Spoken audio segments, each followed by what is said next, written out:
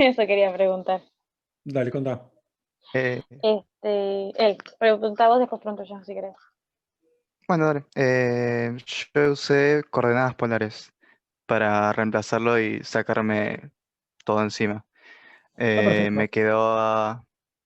me quedaba r elevado a tanto por coseno. Los cosenos los separé porque era menor como máximo uno, el módulo, ¿no? Sí. Y bueno, ahí como evalúo los exponentes, dije, bueno, uso logaritmo. Ahí creo que fue medio mágico como decís, Usaste bueno. logaritmo, yo no le veo poco futuro. Mira, si vos hiciste con polares, que se podría hacer con polares también, fíjate, vos haces x a la a por y sobre x cuadrado más y cuadrado. Si uso polares, esto me queda r por coseno tita a la a, bueno, y por r seno tita, todo dividido, r cuadrado. ¿Mm? Hay que meterle módulo siempre, porque quiero probar que esto es Sí, sí, cero. sí.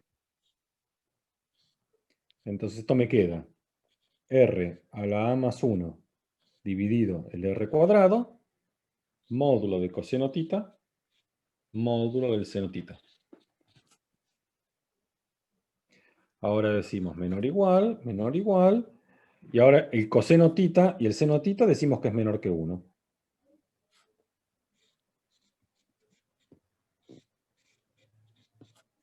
¿Mm?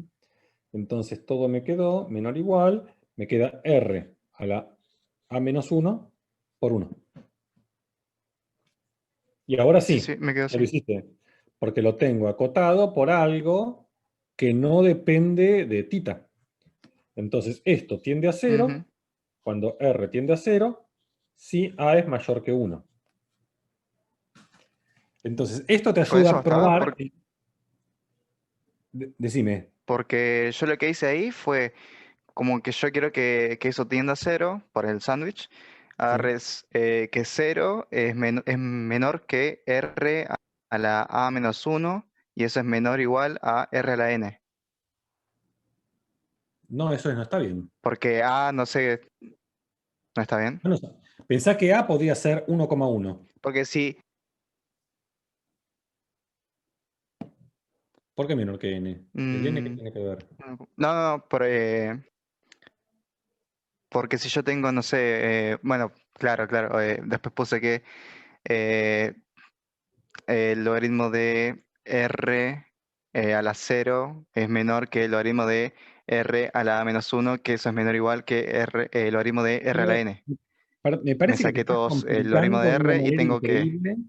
Me parece que te estás complicando de una manera increíble y que es innecesario. Si acá ya tenés r al exponente. Si el exponente es positivo, esto tiende a cero. Claro, pero no sabía si estaba, tipo, si era suficiente Sí, con que claro que tendría es cero. suficiente. Y Claro, yo me quedo que uno es menor que a, que es menor o igual que n más uno. ¿quién es O n? sea, cualquier número natural que ponga. O sea, mientras a sea mayor que uno, eh, o sea, y el A me quedó que entre que sea mayor que uno y esté entre más infinito y uno. Pero ¿por qué? No entiendo, Y ahí no el entiendo límite qué cuenta existe. hiciste. No entiendo tu cuenta. Capaz si Digo, no tiene mucho sentido matemático eso, pero yo creo que ya está acá. Si vos tenés, esto es una cosa que ya sabés, si vos tenés algo que tiende a cero elevado a una potencia, esto tiende a cero. Siempre y cuando esta potencia ajá, sea positiva. Si vos lo querés hacer por claro. definición, está bien, es porque estos son los gráficos. Si yo quiero hacer x a la alfa, ¿cómo se grafica x a la alfa? Bueno, esto va a ser una cosa, eso es continuo. Si alfa es positivo, qué sé yo, sí, va a ser una cosa así, ponele. Si alfa es mayor que cero y menor que 1, o va a ser una cosa así. Cambia la concavidad. Esto si alfa es mayor que 1, esto es x a la alfa. Y cuando alfa es negativo, esto es x a la alfa, si alfa es negativo. ¿Está bien? Pero mientras alfa sea positivo, siempre tenés que en cero vale cero. Ujú. No hace falta decir más que eso. Esto lo tenés recontra estudiado ya. Se supone que ya hiciste Ok. en el CBC se ve esto. No te vamos a pedir que Sí, sí, sí. redemuestres cosas del CBC. Esto ya está. Ah, bueno. Entonces, acá directamente vos decís, bueno, este exponente es positivo, por eso tenés esta condición. Y como el exponente es positivo, cuando R va a 0, esto va a 0. Claro, claro, sí, pero no sé así No, te entiendo, justificarlo de pero una manera. está bien. Yo no, lo entendí lo que Capaz te sí estoy diciendo, pero me quiero excedí. mostrarte que no hace falta, que no es necesario. Que probablemente ahí te hayas hecho medio matete y eso te haya bajado alguna consideración en la corrección. Sí, sí. Porque no ¿Sí? fue un bien, fue un 20, no fue 25. Claro. Y es Capaz porque ahí. ahí tuviste algún problema en la consideración, porque probablemente en esa explicación que hiciste alguna pata metiste, seguramente. Sí, sí, sí, sí. Pero bueno, claro. No hay problema. No pidas perdón, nunca pidas perdón. Eh, Sí, fue lo Sofi, que se me ocurrió ahí en ese momento. sí, está bien, a veces necesita un estadista Después. con los nervios del examen y bueno, hace lo que puede. Está todo bien. ¿Había alguien más que quería acotar? No sé si era Sofi o Elis o Sí, quién. yo quería preguntar. O sea, Sí. yo como yo lo que nunca se me ocurrió resolverlo así, tan Ujú. general. Yo dividí el A. Dije, bueno, entre 0 y 1, A vale 1 y A mayor a 1. Y Sí, calculé como el límite así. Y no supe de todo cómo demostrar que el límite no existía para los valores entre 0 y 1. O sea, mostré un ejemplo claro. y puse de que se iba a mostrar parecido para cualquier número, Ujú. porque me lo iba a invertir, entonces iba a verse como una fracción. Pero se ve que Claro. eso no es como suficiente, decir Y que se van porque a ver parecidos, no hiciste todos los casos. Pero son era hacer esto, infinitos, tomar. entonces no se me había ocurrido. ¿Pero hay otra forma o sí tendría que hacerlo así? Para demostrar de que Y, no, no, no no, existe. para demostrar que no existe, la forma es encontrar una dirección y probar que en esa dirección el límite no da 0. Claro, y con A, no puedo reemplazar A Y con no, con ningún un A ejemplo. genérico, porque vos tenés que probar para todos los A's. Porque yo lo que hice, para demostrar de que vale para todo A mayor a 1, Ujú. no se considere como si fuera un A más K. O sea, A es fijo y lo que va variando es K. Así Pero es lo mismo. creo que sí, ahora que lo pienso sí, pero era mi forma de entenderlo, Claro. ¿no? Porque Pero A más K es entendía como como, otro A. Es como que vos A sí, más K lo llamás A y es lo mismo. eh, pero bueno, esa parte me la dieron como válida, pero no la primera parte, Está porque bien. no demostraba que existía. Bueno, esa Claro, era mi porque te intención. faltó, probablemente con ese análisis, por más que hiciste un poco más de lío, cubriste todos los casos. En cambio, con la parte de A menor que 1 no llegaste a cubrir todos los casos. Uh-huh. Sí. Sí, a mí Ok. me pasó, yo tuve muchos casos de gente que lo que hacía era, consideraba algunos valores particulares de A. Entonces decía, bueno, si A es igual a 1, ahí lo hacía bien. Si A es igual a 2, ahí lo hacía bien. Y después decía, bueno, y si A es mayor que 1, es más o menos parecido a A igual a 2 y listo, y ya está, y no hacía mucho más. El caso A menor que 1 es un caso que costó más. Pero bueno, ahí le consideré algo, pero obviamente el ejercicio bien no estaba. Sumaba puntos, pero no era como uno de los bien. Uh-huh. Claro, a mí me pasó exactamente lo mismo. Sí. O sea, llegué a que si A es mayor a 1, el límite siempre va a existir porque voy a encontrar una forma de acotar y decir que va a ser un 0 por acotado. Y entre 0 y 1 no va a existir el límite, pero me faltó justamente un valor intermedio entre 0 y 1 como para demostrarlo bien. Claro. Otra forma de acotar, que por ahí yo la vi en algunos exámenes, es hacer lo siguiente. Cuando ustedes tienen x a la a por i sobre x cuadrado más i cuadrado, esto lo pueden escribir como x a la a menos 1 por x por i sobre x al cuadrado más i cuadrado. Entonces, esto que está acá es menor o igual que 1. Porque uno puede escribir xi sobre x cuadrado más i cuadrado, lo puede escribir como x sobre la raíz de x cuadrado más i cuadrado por i sobre la raíz de x cuadrado más i cuadrado. Yo hice esa, profe. ¿Ese hiciste? Entonces todo te queda, cuando metes módulo, te queda menor o igual que el módulo de x a la a menos 1. Y esta va a 0, si a es mayor que 1, ¿no? Claro, a mí me pasó que yo hice esa y consideré, bueno, cuando A era igual a 1, y esta la demostré con sándwich. Pero me pusieron regular. Yo creo que fue porque no... Yo ahora lo volví a leer, mi ejercicio, y me parece que, claro, quedaba muy ambiguo, no quedaba muy claro lo que decía respecto antes de 1. Pero yo entendía que con esto ya alcanzaba, digamos. Y me Claro. parece que a muchos nos pasó lo mismo, como que pecamos de que creíamos que ya estaba aclarado, Sí. justificando del 1 en adelante, y ya quedaba por sentado de qué pasaba antes del 1. Voy a prender la luz que tengo. Claro, yo también había demostrado igual a 1 y ya pensé que con eso bastaba, pero también, Claro, yo demostré la del también 1, me pusieron regular en ese punto. a mí también, pasó lo mismo que a vos, Damián.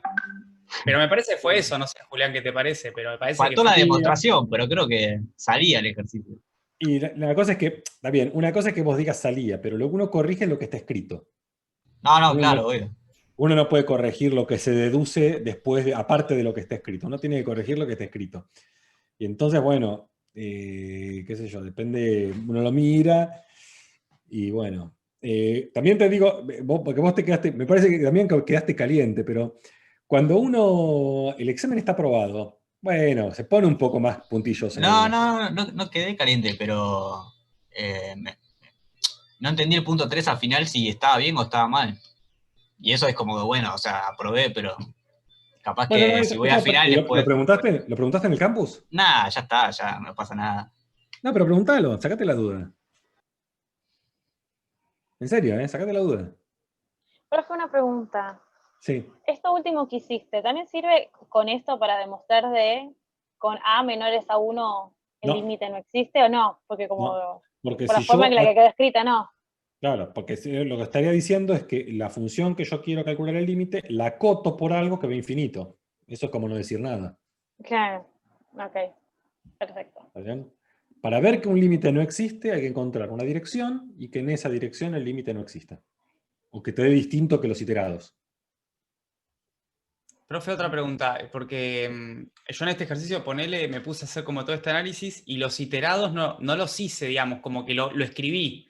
Sí. ¿Entendés lo que digo? Es como que dije, los Sí. iterados dan 0. No se sabía si eso capaz que me bajó puntos por no hacer la Y cuenta. puede ser, porque Como yo lo hice después del 3, que era el de diferencialidad, ahí había hecho límite, había probado continuidad, o sea, hay una leyenda que está escrita en el enunciado del parcial, que quiero que la lean de vuelta, que dice, justifique todos sus enunciados. claro. Porque yo venía de diferenciabilidad donde había tirado todo lo fuego artificial. Entonces en este creía que a lo mejor con escribir ya alcanzaba y capaz que... No. Todo lo que vos decís, tenés que justificarlo. No hace falta que hagas una demostración como le haría un docente.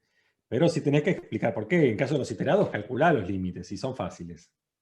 Claro, es que los vi más fácil, entonces dije, bueno, es Claro. claro que los iterados dan 0, me puse a demostrar. Claro, pero vos pensá esto, vos tenés que escribirlo por muchos motivos. Primero porque el examen vos tenés que el docente se tiene que convencer de que vos estás entendiendo bien. Por otro lado, todos los docentes tenemos nuestro grado de paranoia con el tema del copiazo, más en un contexto como el actual. Entonces, mientras más escrito esté, mejor para nosotros. ¿Sí? Yo corrijo con cero conflicto con respecto a ese tema, pero es un tema que a muchos los tiene mal. Porque, qué sé yo, vos estás ahí en tu casa, tenés todo, tenés el grupo de WhatsApp, qué sé yo, es difícil, ¿no? Hay de por sí como una confianza implícita en que de que eso no sucede, pero bueno, cuando uno ve un calderazo, una cosa escrita sin ninguna explicación, te podés poner la gorra un poco. Alguien justamente preguntaba por eso qué tanto nos podíamos confiar en el hecho de redactar cosas y no tanto cuentas. Siempre y cuando lo expliques bien, ¿no? Pero capaz que a veces uno peca de que hay que Sí, poner una no, a cuenta. lo mejor es que la cuenta esté escrita. La cuenta tiene que estar escrita. Siempre.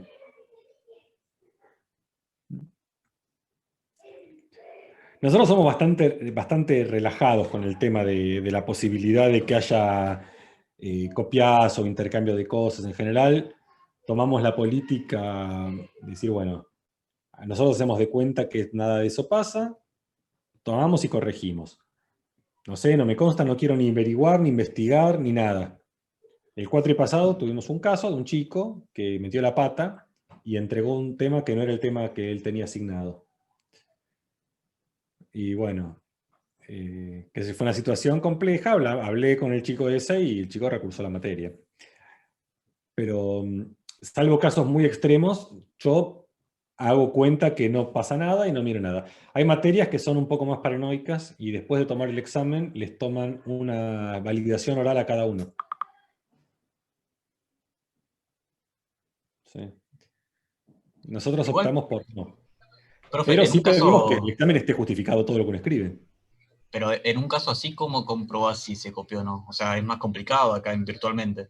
Presencial podés ver o no sé si está No, exactamente igual de en este escrito. caso, ¿cómo comprobás? No, Sí. no tenés forma de comprobar. En este caso particular que nos pasó el cuatrimestre pasado, directamente una persona tenía un tema y entregó otro tema. Ahí no había mucha discusión posible.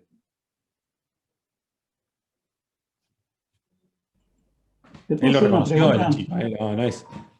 El chico lo reconoció. Le pidió perdón, todo. ¿Qué va a hacer? Le pasaron un examen y lo entregó. Y no era el tema de él. ¿Te puedo hacer una pregunta con el ejercicio de recién? Sí. ¿Cómo justificaste cuando te quedó un medio por x a la a menos 1 que era distinto de 0? Acá. Sí. Bueno, cuando a es igual a 1, si a es igual a 1, 1 menos 1 es 0. Y x a la 0 es 1. Sí, pues, yo puse eso, yo no lo puse en esas palabras, pero puse que un medio por x a la a menos 1 era distinto de 0. Y me pusieron que tenía que tener en cuenta que el límite de y tendía a 0. Que el de x, perdón, tendía a 0. No sé qué escribiste, qué pusiste, exacto, tendría que mirarlo. No, Porque la verdad que no. hice los iterados tal cual como lo hiciste, tomé después la curva No, x esto y... no, estos no son los iterados, ¿no? Esto es tomar esta dirección. No, Esto no, por es, eso, primero, mi ejercicio completo fue primero los iterados como hiciste vos acá recién. sí, Después tomé la curva x y, sí, siempre tomando en cuenta que a iba a estar entre 0 y 1. sí. Y llegué a la conclusión, yo en vez de x tenía y, me quedó como un medio por y a la a menos 1, dije que era distinto de 0. Y ¿Pero ahí por me qué? lo cerraron con que tenía que tener en cuenta que el límite de i era 0. La cosa es que eso, para mí, yo te digo cómo, no sé exactamente, hay que leer lo que está escrito porque, te repito, uno corrige lo que está escrito. Porque nadie puede saber lo que querías vos escribir. Entonces se corrige lo que está escrito. Entonces hay que ver qué está escrito ahí. Y si vos pones distinto de 0 es como muy vago. ¿Qué quiere decir? ¿Por qué es distinto de 0? Yo requiero una justificación mayor. ¿En qué es distinto de 0? ¿Qué? ¿Cuánto? ¿Qué es distinto de 0? ¿Cuánto? ¿Existe el límite? ¿Cuánto da? Acá yo lo que estoy escribiendo te estoy explicando, diciendo, si es igual a 1, el límite da un medio. Si es menor que 1, el límite de infinito. No digo, no es distinto de 0, sino estoy calculando el límite. Ah, ok, ok, ok. Está bien, perfecto. ¿Sí? Pero tendría que, no, es muy difícil para mí darte una respuesta más contundente si no leo lo que está escrito, porque se corrige lo que está escrito. No, no, Es como, era para sacarme la duda más que nada, a ver, nada, entiendo que si le ponía así los dos casos, que era infinito, hubiera estado mucho mejor. es probable, probablemente sí, porque la persona tiene que ver que estás entendiendo cuánto te da. Sí, sí, sí, sí, entiendo. Y acá el otro Alejandro me pregunta, una persona que se copia, ¿cuánto puede avanzar en la carrera? No, yo lo entiendo, Alejandro, pero que algo tenemos que hacer, ¿no? ¿Qué sé ¿No te yo? hacen un sumario, profe? O algo así.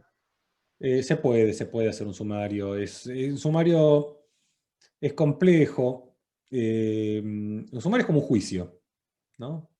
El juicio puede determinar en la expulsión de la universidad del estudiante. Tampoco era lo que yo quería. Me parecía que era excesivo. Lo que pasa es que también hay gente que es muy joven, capaz que peca de... Claro, No sé, claro. Hay es muy duro situaciones para y alguien de situaciones.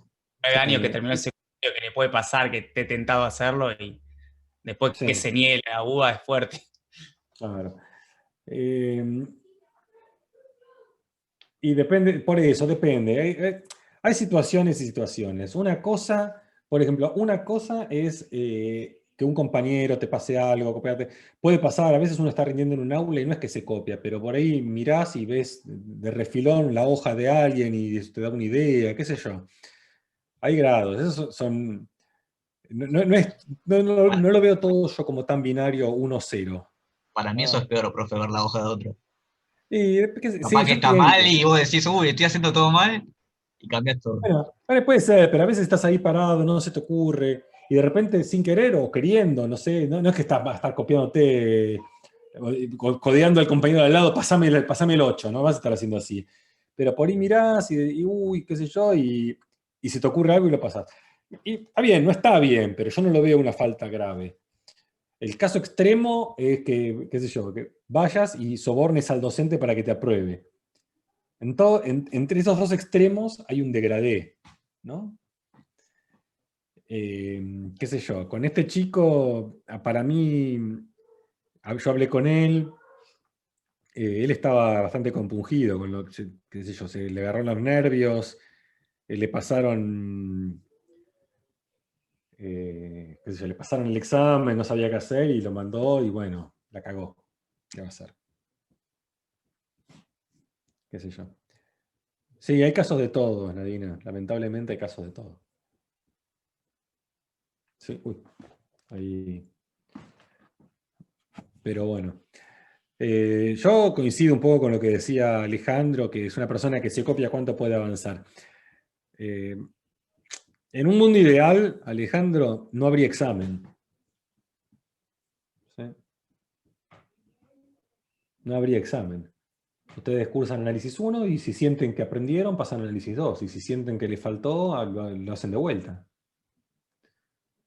¿Qué sé yo? Pero bueno, vivimos en el mundo que vivimos. Y uno tiene que tener una validación de lo que hizo, tiene que tener una calificación, porque después esa calificación se puede usar para pedir una beca, para pedir un trabajo, porque te miran el promedio, porque son tus antecedentes. Es un mundo muy competitivo donde se mira así. Pero en un mundo donde lo que importamos es que uno está acá solo por el conocimiento, bueno, yo explico y si entendiste ya está. ¿Para qué el examen? ¿Para qué sirve el examen?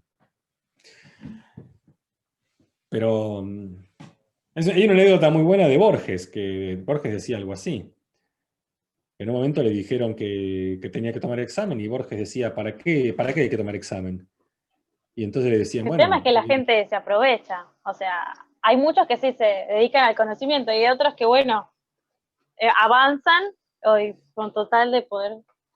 no, claro, claro. Y sobre todo en estas carreras, por ahí un poco menos, pero las carreras que tienen título habilitante, vos estás emitiendo un título que te habilita, no sé, a ser un médico o a un abogado, un ingeniero. Te habilita a hacer cosas, te da una habilitación que tenés que acreditar conocimiento. Pero esta anécdota de Borges, a él le decían que tenía que tomar examen, y él decía, ¿pero para qué? Decía, porque si no tomo examen, los estudiantes, los chicos no estudian. Dice, pero si no estudian, ¿para qué vienen?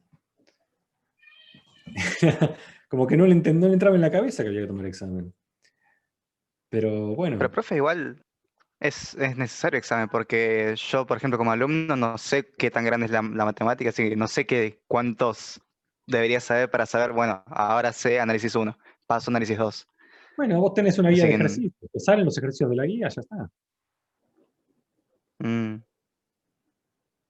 ¿No? Tendrías que ser honesto para hacer eso. Claro, si te salen, ya está. Si no te salen, tenés que estudiar más. claro, porque tenemos la guía resuelta y podemos comparar. Claro, el tema, bueno, pero sí, no la guía resuelta. Tenés una lista de problemas, hacelos. ¿Te salieron? Listo, ya está. Yo creo que igual uno más o menos Eh, cuando pifió porque no sabe o pifió porque fue nervioso. Más o menos Claro, uno pero sabe. todos los nervios esos los aporta también la situación del examen. En lo que yo te digo, mira, yo te doy una lista, cuando veas que te salieron todos estos problemas, ya está, ya aprobaste la materia. Bueno, ¿para qué el examen?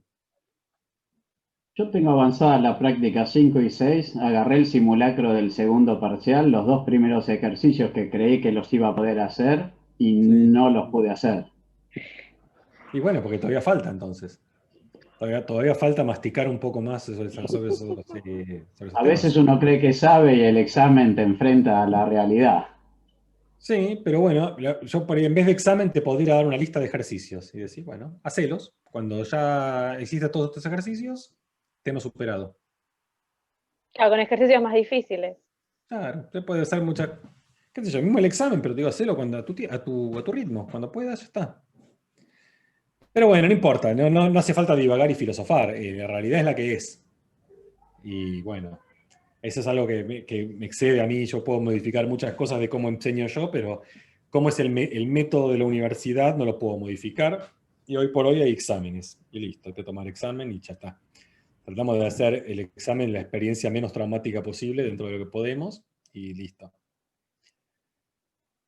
Es cierto, en lo que pasaba con Borges hay una cosa que es cierto, que todos somos un poco hijos del rigor. Sin un deadline no reaccionamos. Y el examen de alguna manera es un deadline. Para tal fecha es el examen. Bueno, entonces ahí te pones un montón a estudiar más que si no quizá no lo harías. Lamentablemente somos así, funcionamos así. Porque estamos educados así también. Sí, si no te ponen así como un TP o una autoevaluación que es sin nota, solamente aprobado o desaprobado. O sea, eso ayuda más a que te pongas a estudiar. Si no, uno se va a dejar Claro, todo por el final. sí. Pero no debería ser así, pero somos así. ¿Qué va a ser? Bueno, sigamos que si no se nos va a ir todo el tiempo. Porque todavía ni empezamos con la parte de una variable. Hacemos el 4 del otro ejercicio. ¿Les parece que lo hacemos o pasamos directamente al otro tema? A mí me vendría bien. Bueno, hagamos Sí. el 4. ¿Quién me lo dicta? ¿Quién lo tiene a mano y me lo dicta si no busco el examen?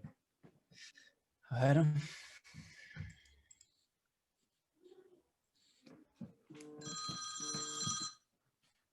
¿Te dicto el mío, profe? Vale, por favor. Tenías f de R2 en R, Ujú. una función diferenciable tal que el plano tangente en el punto 2, 1, f de 2, 1 es menos x más 2y más z es igual a 3. Después te daban x seno de t más 2. Y igual s cuadrado más t.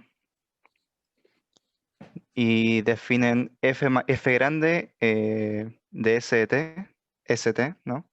Que es igual a f minúscula de xy. Bien. Calcular la derivada direccional de f grande de la dirección del vector b, 3, 1.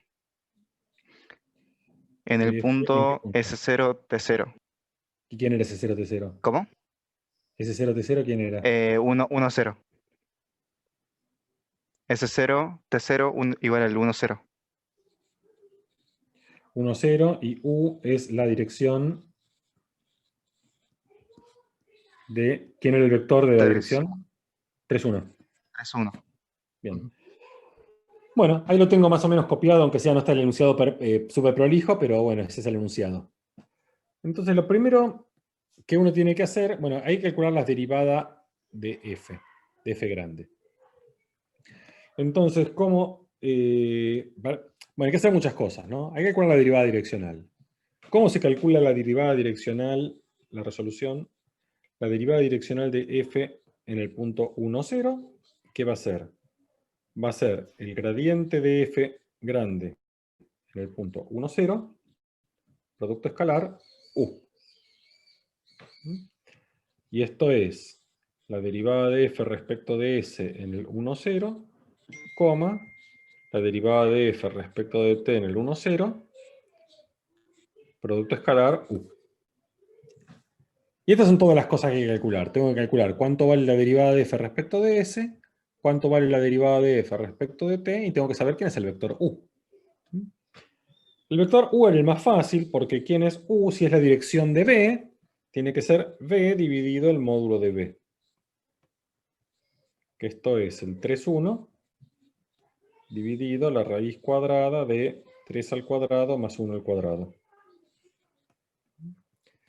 Que esto es 3, 1, dividido la raíz cuadrada de 10.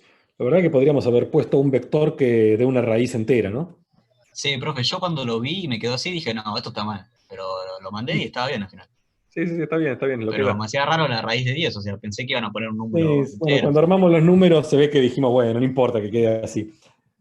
Del armado del parcial yo soy absolutamente responsable, yo participé activamente del armado del parcial, lo que no hice yo fue la cuadruplicación. Bueno, ahora el U ya lo tenemos, lo que tengo que calcular es Fs y Ft, y para eso hacemos nuestra diagramita de árbol de toda la vida, ¿no? Entonces tenemos F grande es F chiquita depende de X y de Y, ¿y dónde está? Acá. X depende de T, nada más, e Y depende de T, vamos a decir, TS y de T. ¿Está bien? Esto es lo que tenemos. Entonces, cuando queremos calcular Fs, ¿quién es Fs? Vamos a marcar los caminitos.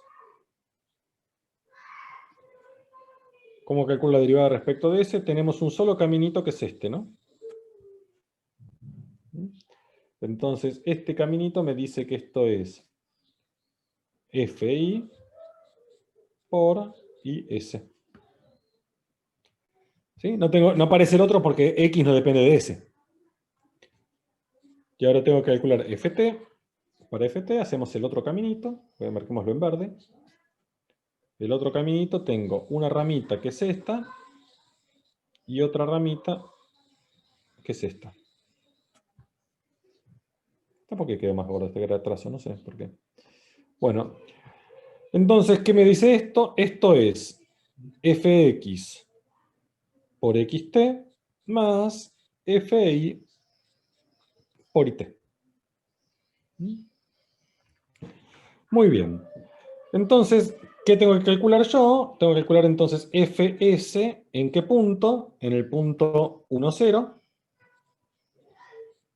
Esto va a ser Fi en X de 1, 0, Y de 1, 0, por IS de 1, 0. Entonces, ¿cuánto vale X de 1, 0? Entonces, X de 1, 0, vamos a ver acá con un color, X de 1, 0 vale 2. Porque cuando acá donde dice T es 0, seno de 0 es 0, 0 más 2 es 0. Y I en el 1, 0, este es 0, y vale 1. Este es 2 y este es 1. Entonces todo me quedó Fi en el 2, 1 por IS. IS, miramos acá, ¿cuánto vale IS? IS vale 2S. Ahora hacemos acá la cuenta, IS es 2S. Si evalúo esto en el 1, 0, vale 2. Por otro lado, voy a calcular Ft en el 1, 0. Esto va a ser Fx en X de 1, 0 y de 1, 0 por xt en el 1, 0 más Fi en X de 1, 0 y de 1, 0 por IT en el 1, 0.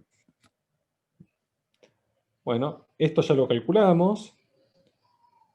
Este es 2, este es 1, este es 2, este es 1. Y ahora lo que tengo que calcular es xt e it. Entonces, xt,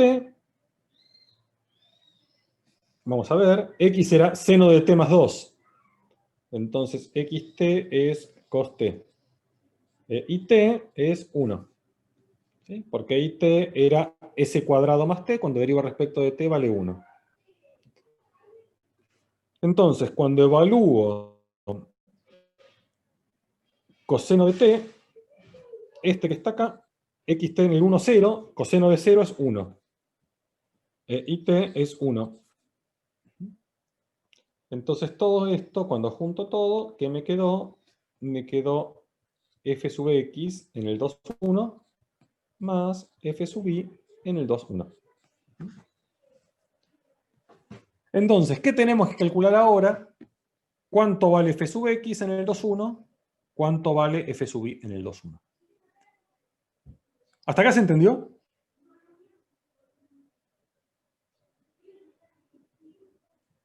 Sí. ¿Sí? Esta era la parte más importante del ejercicio. Cómo aplicar bien la regla de la cadena. ¿Sí? Con esto ya tenían un buen porcentaje del ejercicio resuelto.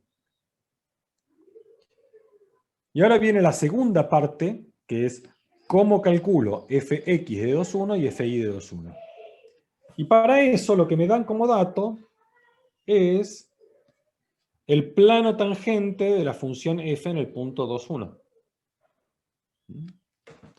Entonces uno que dice, bueno, yo sé que el plano tangente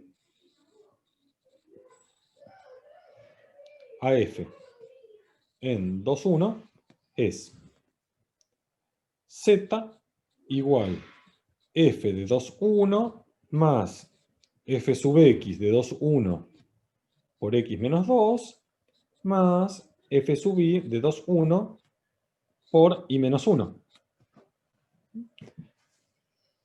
¿Está bien? Esto es lo que sabemos de plano tangente. Pero lo que me da de dato del problema es que el plano tangente es este que está acá. Lo voy a recortar.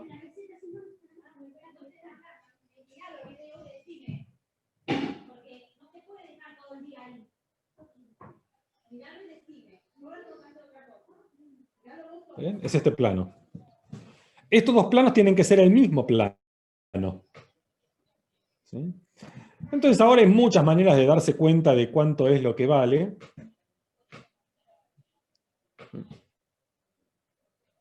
Y sí, Germán, uno comete errores a veces, después lo mirás y parece todo bastante simple, pero en el momento uno se equivoca. Entonces lo primero que yo haría acá es reescribir esto, y me queda que esto es z igual 3 más x menos 2i. Entonces, de las múltiples formas para hacerlo, lo que yo recomiendo es, una forma posible es darse cuenta, bueno, si acá dice x menos 2 y acá dice x, ¿qué hago? Esto lo escribo como 3 más x menos 2 más 2. Y acá, por acá dice i menos 1, y acá tengo i, entonces tengo que poner menos 2 por i menos 1. Y acá, fíjense que lo que queda es menos 2i, que es lo que tenía, más 2, tengo que restar 2.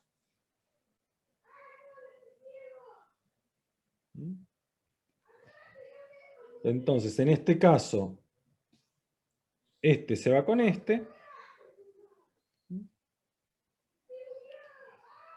Y me quedo que esto tiene que ser igual a 3 más x menos 2, menos 2 y menos 1. Bueno, uno mira el plano tangente, lo que dice la teoría, lo que me dan de dato, y de acá yo deduzco, de todo esto yo deduzco que f de 2,1 tiene que valer 3, f sub x de 2,1 tiene que valer 1, y f sub i de 2,1 tiene que valer menos 2.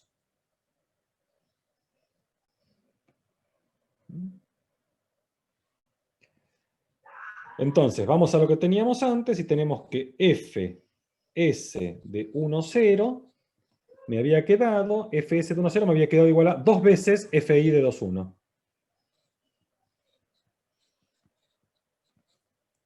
Que esto es 2 por menos 2, que es igual a menos 4. Y ft de 1,0 me había quedado fx más fi.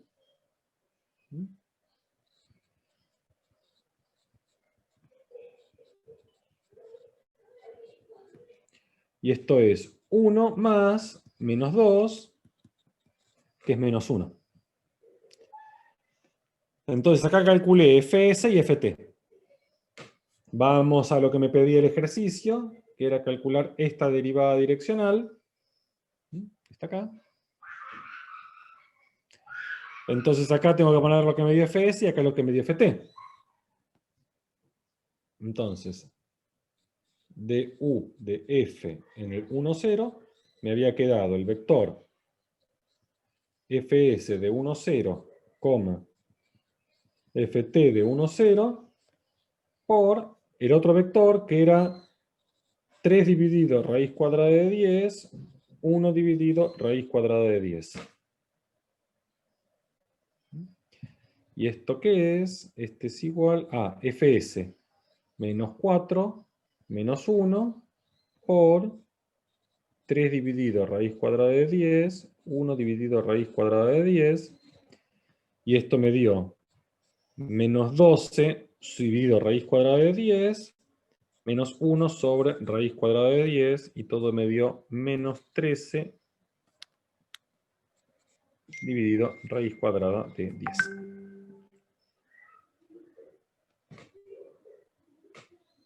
¿Dudas?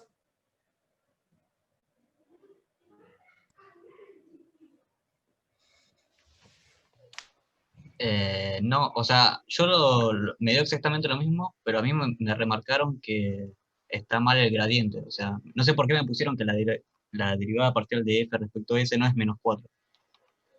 O sea, llegué a lo mismo que acaba de hacer usted, pero me pusieron eso. No sé qué decirte. Tendría que verlo, ¿no? Sí, no, no sé. Por ahí O hay sea, algo en el razonamiento que por ahí te dio bien porque se alinearon los planetas y hay algo que no está correcto en puede ser, pero me lo dio escrito. exactamente lo mismo. Sí, habría que verlo. También puede ser que yo me haya equivocado en alguna cuenta acá, ¿eh? Me sorprendió a mí cuando se tacharon este 2 y este menos 2, pero lo miré de vuelta y me parece que está bien. Pero bueno. Bueno, espero que esto les haya servido para aclarar algunas dudas del parcial. ¿Sí? Sí, vino genial. Por mí, vino Buenísimo. genial.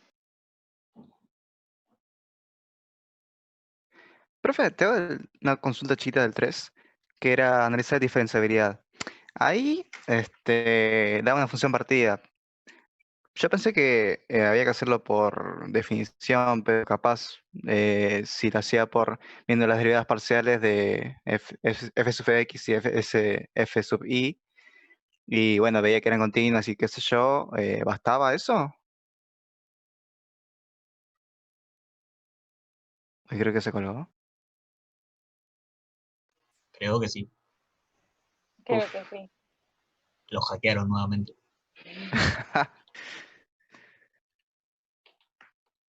Bueno, no sé, Eso ¿ustedes sí. cómo le hicieron al 3? Yo creo que sí o sí hay que hacerlo por definición, porque justamente era, o por lo menos Es partida. como era Claro, partida justo en el 0,0 no era continua, así que, o joya, sea, joya. la función era continua, pero si intentabas la derivada parcial te quedaba x e y en una fracción en el denominador, y ahí no podía ser en el 0,0. Las derivadas parciales no eran continuas, por eso no lo podías hacer. No eran Claro, continuas, o sea, no me acuerdo. la función Yo sí, traté pero de no las hacerlo por derivadas definición y... parciales. mm,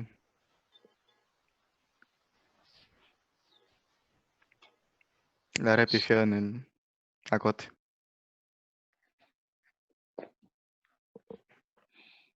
Ese sí o sí hay que hacerlo por definición, ese ejercicio. Hola. Ahí volví, Joya, creo, ¿no? joya. ¿Me había echado? Sí, Parece. profe. Sí. Sí, de repente, no sé, me parece que estaba hablando solo. Bueno, ahí está. No me di cuenta que me había echado. De repente vi que me volví, no sé qué pasó. Bueno, ahí estoy. Perdón, ¿eh? Bueno, vamos a empezar a hacer un poco la teoría de funciones de una variable. Por la teoría de funciones de una variable hay un resultado muy importante, que es básicamente lo que... es un resultado más que nada de, si quieren, de fundamentos del análisis, que en general en los libros, salvo que sea un libro ya para matemáticos, un libro más avanzado, muchas veces no está hecha la demostración. Por ejemplo, en el libro de Stuart no está hecha la demostración, que es un resultado central. La prueba es delicada, no voy a meterme en esa prueba, podría hacerlo, pero tendría que estar todo en este espacio dedicado a ese tema puntual, que es este resultado general, que es teorema.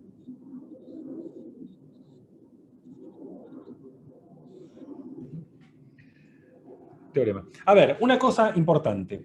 ¿Ustedes en el ciclo básico vieron sucesiones? Sí. ¿Sí? Profe, no sé si puso para grabar, ¿eh? Ah, tenés razón. Gracias. No, de nada. ¿Dónde está esto acá? Grabar. Bueno, empezamos a grabar entonces. Bueno, ahí estamos grabando. Entonces, voy a empezar ahora, sí, con la explicación de todo esto, que queremos hacer la teoría, repaso de la teoría de funciones de una variable. Entonces, la primera pregunta que hacía era si en el ciclo básico vieron sucesiones, porque si vieron sucesiones hay un teorema que es el teorema central, que lo voy a dar entonces por sabido, porque la demostración de este teorema requiere empezar a hablar de la completitud de R, del axioma del supremo y demás cosas que no tengo tiempo, llevaría un montón de tiempo hacerlo. Entonces voy a empezar con ese teorema y a partir de ese teorema vamos a construir toda la teoría. Este teorema dice lo siguiente, que si tenemos xn, una sucesión de puntos, acotada. ¿Qué quiere decir acotada? Esto quiere decir, es decir, que existe algún número m positivo, tal que cuando uno mira el valor absoluto de estos puntos, siempre es más chico que m, nunca puede exceder el valor m. Eso es lo que dice que sea acotada. ¿Está bien? O sea, no se puede ir infinito. Toda la sucesión tiene que estar metida dentro de un intervalo. Entonces, si tenés una sucesión de puntos que es acotada, entonces, lo que afirma este teorema se llama el teorema de Bolzano-Weierstrass.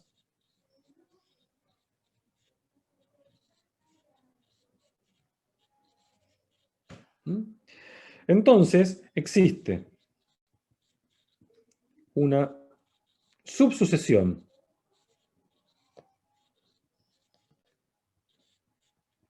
XNK y un elemento X0, un numerito X0, tal que esta subsucesión tiende a X0. Es decir, toda sucesión acotada tiene una subsucesión convergente. ¿Sí? No toda sucesión acotada es convergente. Por ejemplo, ustedes han visto en el CBC seguro este ejemplo, si miran la sucesión -1 elevado a la n. -1 elevado a la n, esa sucesión no converja, porque vale 1 menos 1, 1 menos 1, 1 menos 1, y oscila permanentemente, pero no tiene ningún límite definido. Entonces, una sucesión acotada no tiene por qué converger.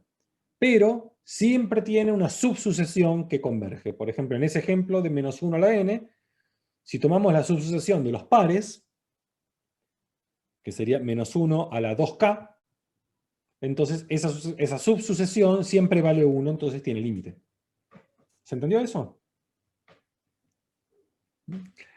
Este teorema, que está acá, lo voy a recuadrar en rojo, es el teorema fundamental del análisis. Cuando veamos todos los resultados que siguen, vamos a ver que todos los resultados se apoyan en este hecho fundamental. Este es un hecho fundamental de los números reales. Es casi la gran diferencia que hay entre los números reales y los números racionales, termina siendo este resultado, que una sucesión acotada siempre tiene una subsucesión convergente. Bueno, entonces a partir de este resultado es que vamos a demostrar toda la teoría de funciones de una variable. Entonces la primera consecuencia de este resultado es el siguiente teorema.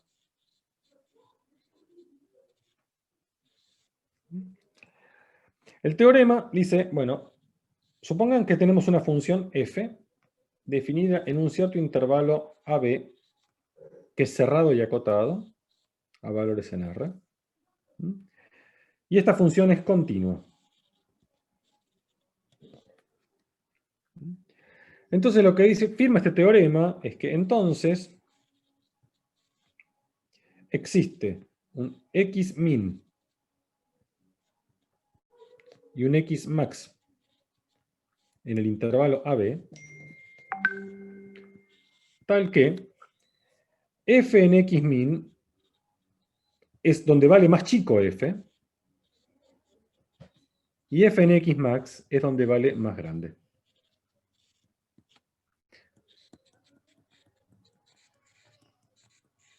Este teorema se lo llama el teorema de Weierstrass.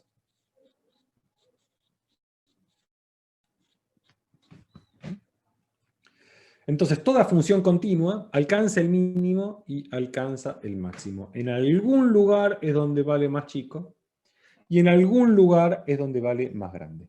Si la función es continua, si la función es discontinua, no es cierto. Y también es fundamental que el intervalo tiene que ser un intervalo cerrado y acotado. ¿Cómo se demuestra este teorema? La demostración de este teorema es una consecuencia bastante inmediata del teorema de que está acá arriba, porque uno hace lo siguiente, aplica una técnica que se llama el método directo del cálculo de variaciones, pero el teorema, la demostración hace lo siguiente. Uno dice, bueno, si tengo una función continua, yo lo que puedo agarrar siempre es decir, bueno, miramos el conjunto de todos los f de x con x en AB. Este es un conjunto de números, ¿está bien? Es un conjunto de números, es el conjunto de todas las imágenes de f. Y este conjunto, como es un conjunto de números, puede pasar dos cosas, por ejemplo. Puede pasar que el conjunto sea acotado o no sea acotado en principio. Entonces uno dice, bueno, sea I igual al ínfimo de este conjunto.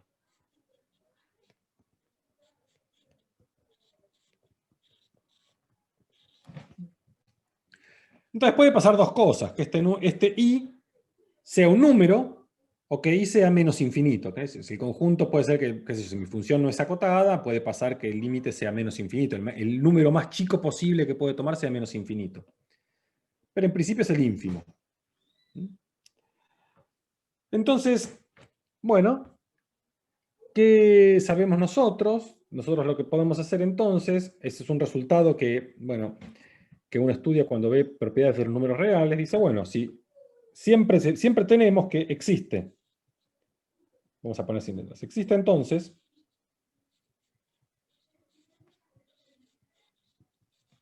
una sucesión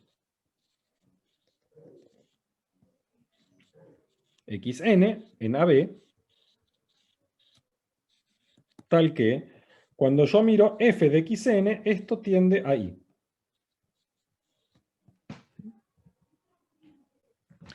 Esto es prácticamente la definición. ¿Qué significa que un número es el ínfimo de un conjunto? ¿Qué significa que un número es el ínfimo de un conjunto? Significa que este número es más chico que cualquier valor de este conjunto, pero que a este valor yo lo puedo aproximar por elementos de este conjunto. No significa ser el ínfimo. Que este número es más chico que todos los que están acá. Bueno, esto y f de xn siempre es mayor o igual que i, ¿no? Este número es más chico que todos los números que están acá, pero a este número yo lo puedo aproximar por valores de este conjunto. Entonces es más chico, pero tengo una sucesión que me acerca al número i. Muy bien. Entonces ahora, lo que uno observa es que esta sucesión xn es una sucesión que está acotada en el intervalo AB. Ahora, ¿cómo? Xn está contenido en el intervalo AB, entonces es acotada.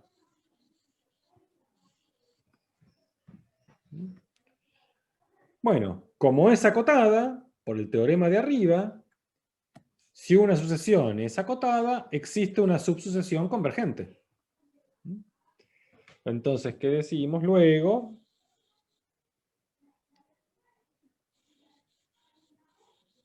Existe xnk contenido en xn y un x0, que va a estar también en el AB,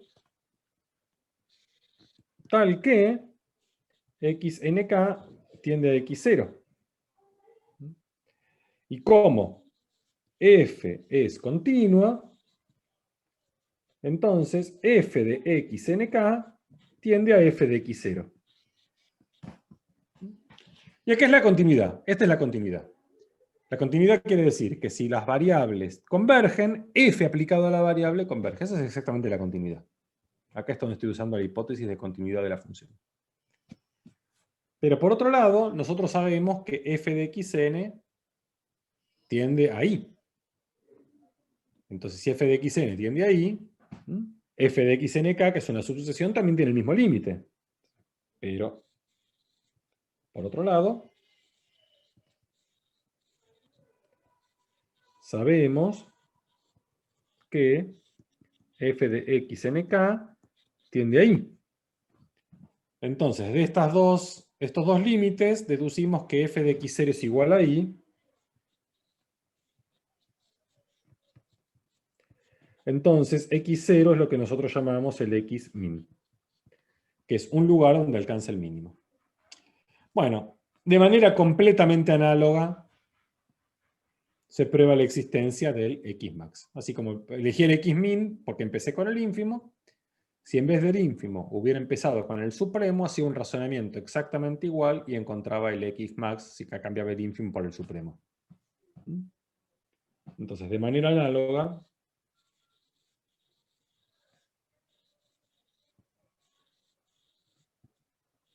se demuestra la existencia de x-max. Bueno. Fin de la demostración. ¿Dudas? ¿Comentarios hasta acá?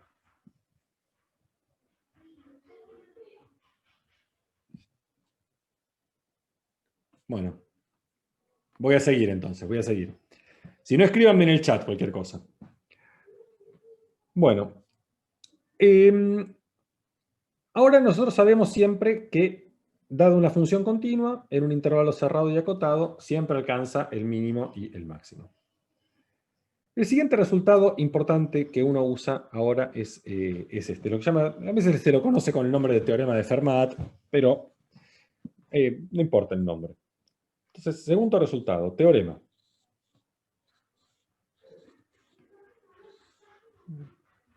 El teorema dice lo siguiente, dice, sea f una función, ahora definida en un intervalo que lo voy a suponer abierto, pero podría ser cerrado, no es relevante acá, en R. ¿Está bien? Una función continua. Y tomemos un punto x0 en el intervalo AB, tal que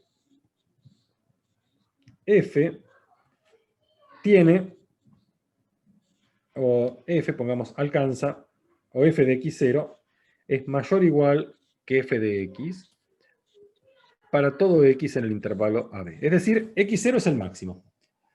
Sería exactamente igual si fuera el mínimo. Lo que importa de x0 es que sea un extremo. Yo voy a hacer la cuenta con un máximo, pero de manera completamente análoga va a resultar el resultado si x0 es un mínimo.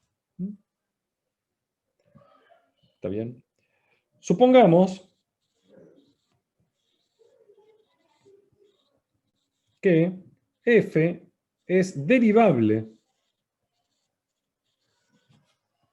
en x0. Entonces lo que vale es que la derivada en x0 tiene que valer 0. Esto es lo que dice el teorema este. Creo que se conoce, a veces se dice en el CBC el teorema de Fermat, si no me acuerdo mal. Pero lo que tenemos es que en un extremo, si la función es derivable, su derivada es 0. Puede ser que en un extremo la función no sea derivable, ¿no? Esto en general uno hace el grafiquito acá. Entonces supongamos que este es mi punto x0. Y lo que uno tiene es que la función acá alcanzó un máximo. Entonces la función venía así y bajó.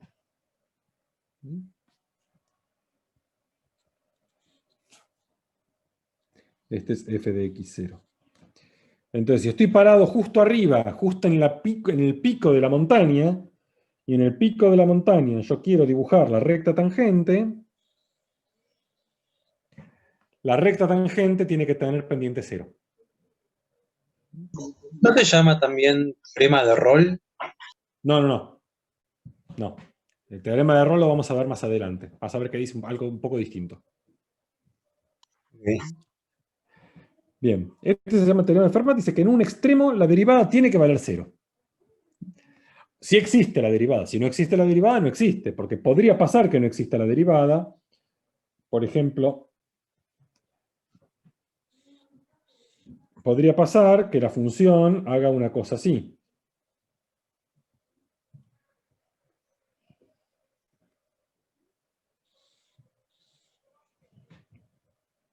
Entonces, justo en este punto, en x0, ahí la función no es derivable, y ahí alcanza el máximo. ¿Sí? Entonces, esto me está diciendo, si estás en un extremo, te pueden pasar dos cosas. O la función no es derivable, como ocurre acá, o la función es derivable, en cuyo caso la derivada tiene que valer 0. ¿Y cómo se hace la demostración de esto? La demostración es muy simple, porque cuando uno quiere calcular f' en x0, ¿cómo se calcula esta derivada? Este es el límite del cociente incremental.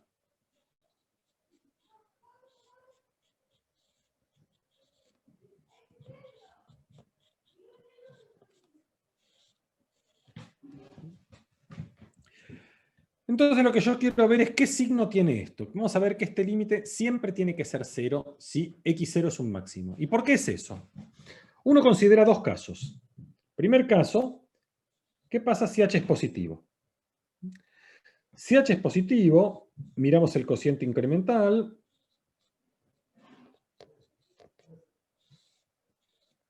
Y miremos el signo que tiene este cociente incremental. Entonces el denominador, este que está acá, es positivo, porque h es positivo, esa es mi hipótesis. Pero ¿qué signo tiene el numerador? Bueno, si en x0 f alcanza el máximo, quiere decir que este número siempre es más grande que este otro número. Porque en x0 es donde es más grande la función. Cuando me corro de x0, f baja.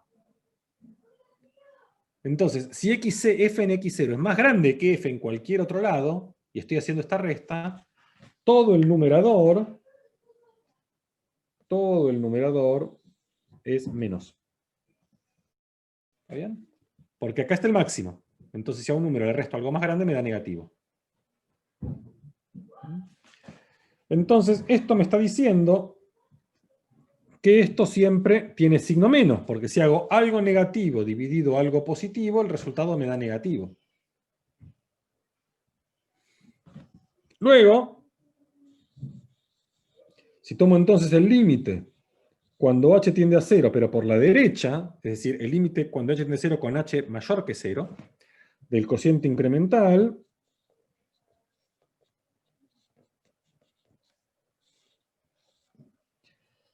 como esto es cociente incremental siempre es negativo, el resultado me tiene que dar menor o igual a 0.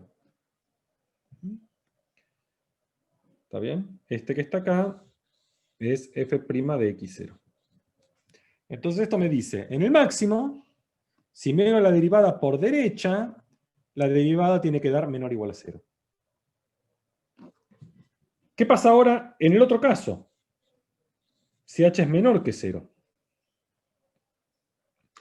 Si h es menor que 0, de vuelta, hacemos un razonamiento muy parecido. Miro el cociente incremental.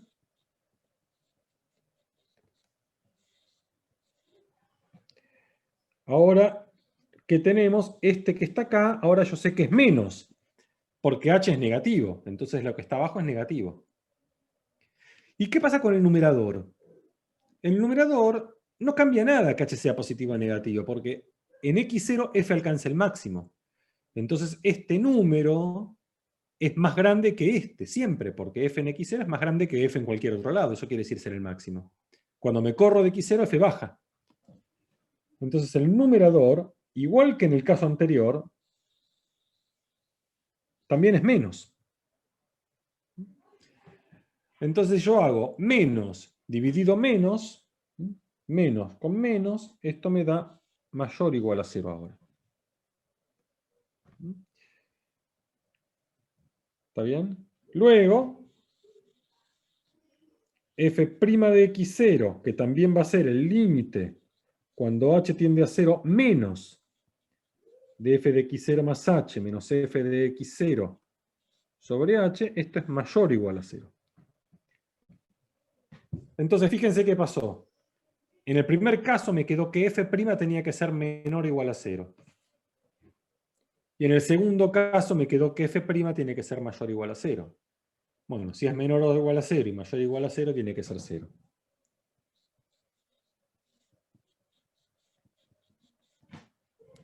Bueno, acá tenemos el resultado. Terminamos el teorema. Bueno, observación. La misma demostración prueba que si x1 es un mínimo de f y f es derivable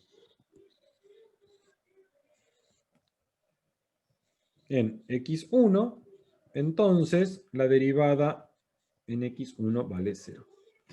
No cambia absolutamente nada, tienen que hacer el mismo análisis que hice yo acá. La cosa es que si ahora f en x0 es mínimo, entonces el numerador va a ser positivo. Y en ambos casos el numerador va a ser positivo, pero el denominador a veces va a ser positivo y a veces va a ser negativo. Es exactamente la misma cuenta. Este es el teorema. Bueno, entonces estos eran los preparativos. Estos fueron los preparativos. Con estos dos preparativos, obviamente hay un teorema muy difícil, que es el teorema de Weierstrass, que una función continua alcanza su máximo y su mínimo. Ese es un teorema difícil, realmente es un teorema de análisis difícil. Y este siguiente teorema, que una función en su máximo, la derivada tiene que valer 0, es un teorema más sencillo. Es un teorema que uno inspecciona y el resultado aparece. Vamos a ver ahora cómo, combinando estos dos teoremas, el teorema de Weierstrass y el teorema este, que llamémoslo de Fermat, que es como le llaman en el CBC muchas veces, podemos deducir todos los teoremas de valor medio, que es la clave en la cual se apoya todo el análisis de una variable. Entonces vamos ahora a ver teoremas de valor medio.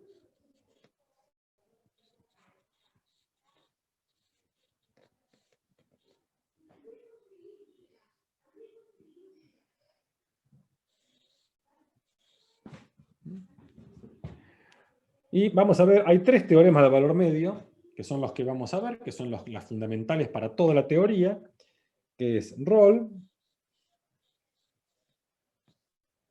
Lagrange y Cauchy. Estos son los tres teoremas de valor medio. El teorema de Rolle es el primero que vamos a ver. Del teorema de Rolle se deduce el teorema de Lagrange.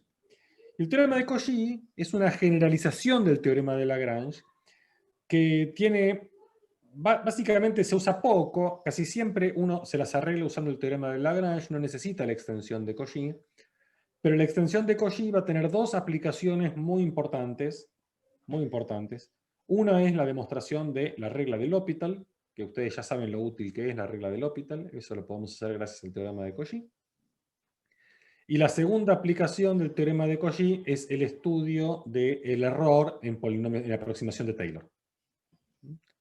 Son las dos grandes utilidades que tiene el teorema de valor medio de Cauchy.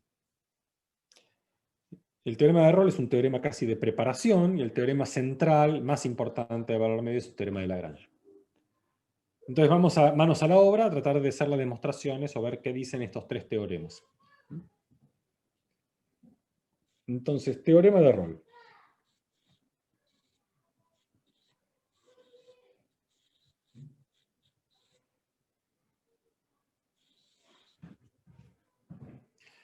¿Qué dice el teorema de Roll? Primer teorema de valor medio. El teorema de Roll dice, tenemos una función definida en un intervalo AB cerrado y acotado, a valores en R, que es continua y derivable.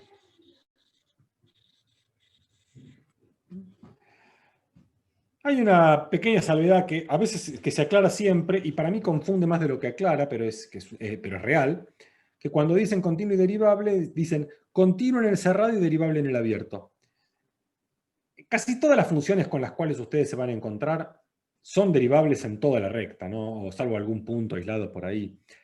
Pero digamos que el teorema de Roll vale, aunque justo se dé la casualidad de que esta función justo quizá en A no era derivable, que podría llegar a pasar, pero si era continua y no derivable justo en A, bueno, el teorema de Roll sigue siendo aplicable. Entonces, en general en todos los libros van a ver que dice, la función es continua, pero pidan que sea derivable en el intervalo abierto AB.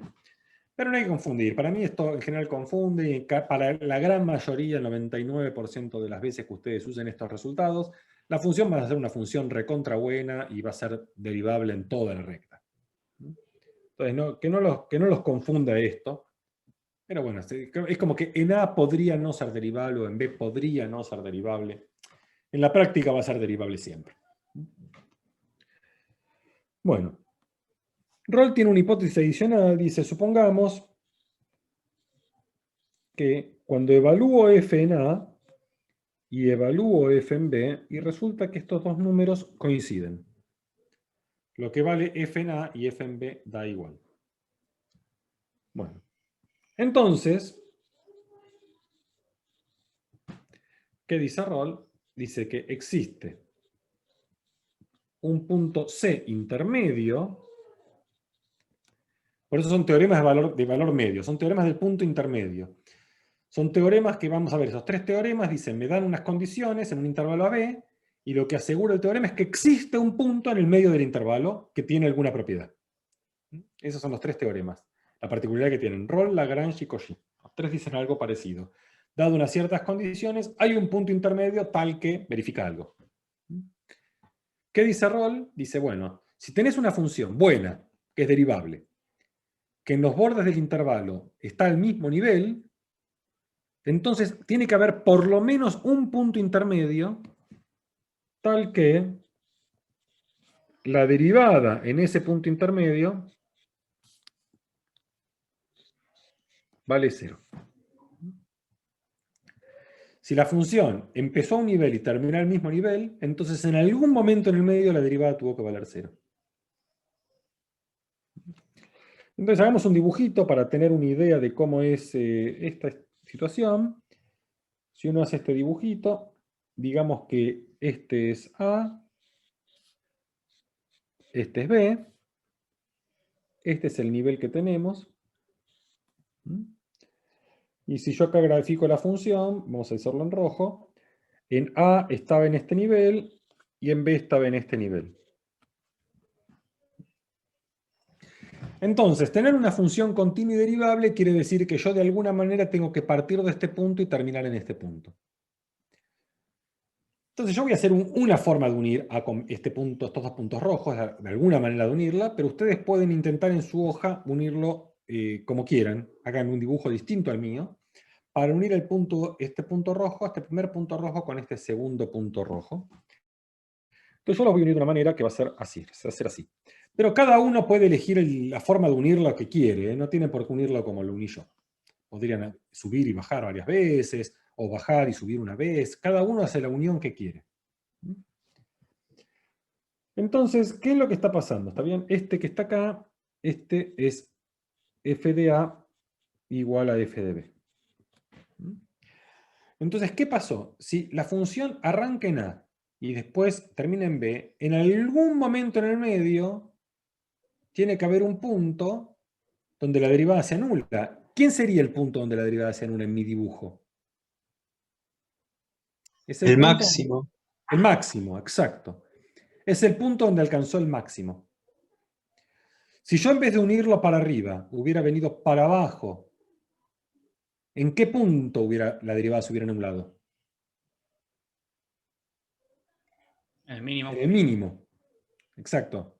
Ahí me escriben en el chat, en el mínimo. Podría haber pasado que la función suba, baje, suba, baje. En ese caso hubiera habido muchos puntos, ¿no? Si yo lo hubiera unido con esta curva azul que voy a dibujar ahora, subo, bajo, acá hubiera tenido 1, 2, 3 puntos donde la derivada se anule. Roll no dice nada de eso. Roll dice que por lo menos existe uno, no dice que hay uno solo, podría haber muchos. ¿Está bien? Un caso más extremo, lo voy a dibujar en amarillo, sería que la función siempre sea igual. Si la función es constante, ahí la derivada vale 0 siempre, ¿no?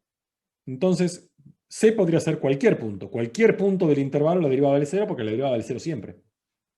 Entonces Roll dice, bueno, por lo menos hay uno, si hay más mejor. La demostración de Roll vamos a ver que es muy parecido a lo que recién dedujimos en los dibujos. ¿Qué es lo que uno va a hacer? Uno va a decir, bueno, en algún lugar del intervalo la función tiene que alcanzar el máximo. Si el máximo está en el interior, ese es mi C, y ahí la derivada vale 0 y se terminó. Pero ¿qué podría pasar? Podría pasar que el máximo sea uno de los bordes. Bueno, si el máximo es uno de los bordes, busco el mínimo. Si el mínimo está en el interior, ahí la derivada vale 0, ese es mi C y se terminó. Pero podría pasar que no, que el mínimo también está en el borde. Pero si el máximo está en un borde y el mínimo está en el otro borde, y en los dos bordes la función vale igual, entonces la función es la amarilla, es constante. Porque si el máximo y el mínimo son iguales, la función tiene que ser constante. Y ahí la derivada vale 0 en todos lados. Esa es la demostración. Vamos a escribirla. Demostración. Entonces yo digo, bueno, sea x0 en AB tal que f de x0 sea mayor o igual que f de x para todo x en el intervalo AB. El máximo. Bueno, este punto, este x0, ¿por qué existe? Ese es el teorema de Weierstrass. Este x0 existe por el teo de Weierstrass.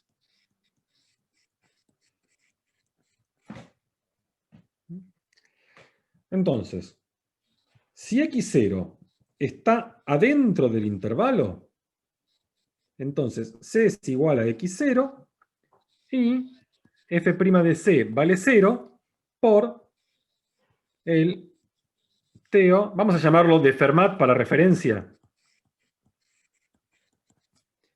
Y acá en la hoja, acá en el teorema este, vamos a ponerle teorema Fermat.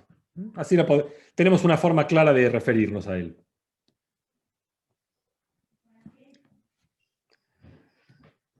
Ahora, si x0 es igual a A o x0 es igual a B, ¿está bien? Si este punto está en algún borde, entonces,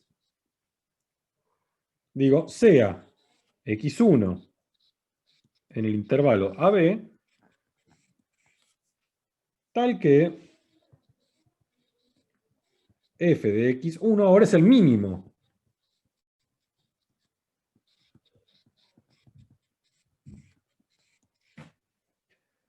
De vuelta, este x1 existe por el teo de Weierstrass.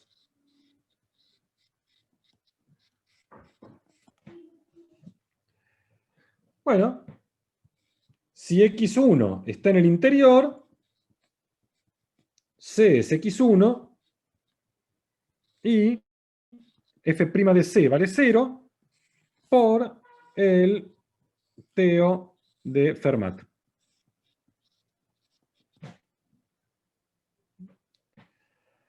Ahora, si x1 es igual a o B,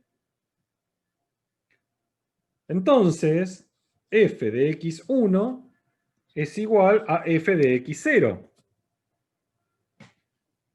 Pero entonces, f de x1, yo sé que era más chico que f de x, que a su vez era más chico que f de x0, pero este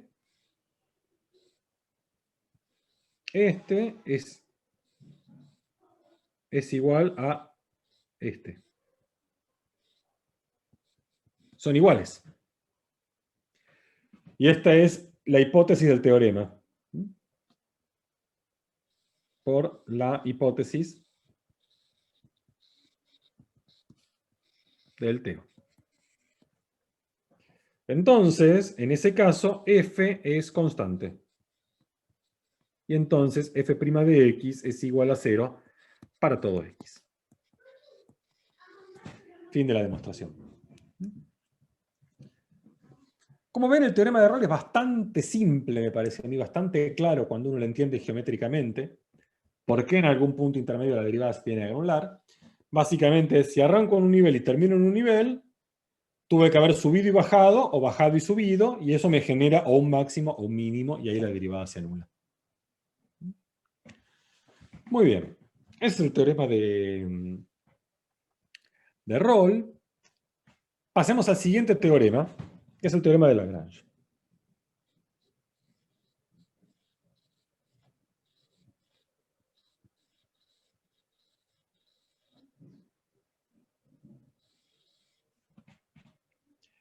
El teorema de Lagrange, les repito, tiene una estructura similar al teorema de Rolle. El teorema de Rolle que decía, bueno, si tengo una función tal que hipótesis, entonces existe un valor intermedio tal que pasa algo. El teorema de Lagrange va a decir algo muy parecido en ese sentido. Me va a dar unas hipótesis sobre una función y me va a asegurar la existencia de un valor intermedio. Entonces el teorema de Lagrange dice algo parecido, dice, bueno, sea f de AB en R continua y derivable, igual que antes está esta cosa medio chetonga de decir que es derivable en el abierto, ¿no? En la práctica va a ser derivable en todos lados, cuando la apliquemos. Pero bueno, podría no ser derivable en A o no ser derivable en B, bueno, ya lo discutimos. Bueno, ahora viene la diferencia con Rolle. No pide este teorema que f de A y f de B sean iguales. No lo pide. F en A o en B vale lo que quiera. ¿Y qué afirma esto? Afirma que entonces existe un punto C intermedio tal que, si yo miro f' de C, esto es igual a f de B menos f de A dividido B menos A.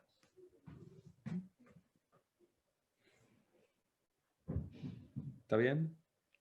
Esto es lo que dice. Fíjense, si f de B y f de A son iguales, si f de B y f de A son iguales, esto me da 0. Y eso es exactamente lo que dice el teorema de Rolle.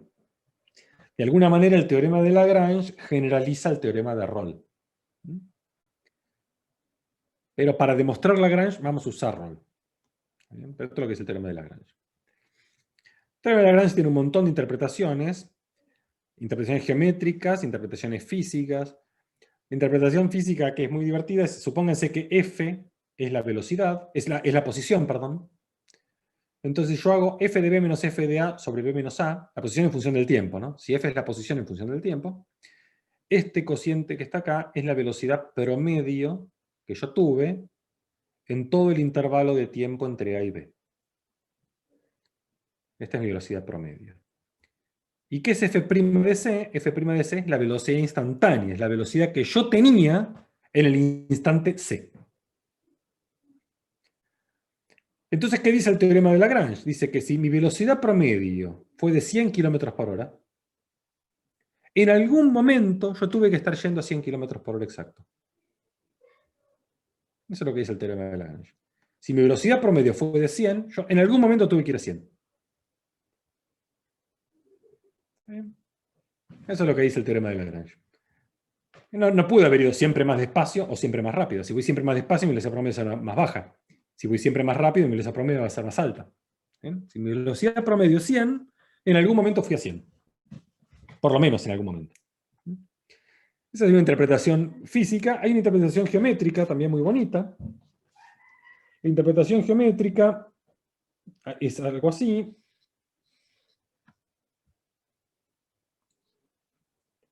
Bueno, si este es A y este es B, entonces digamos que por acá está f de A y que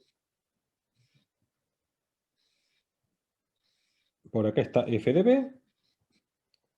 Y digamos que mi función f hace una cosa así.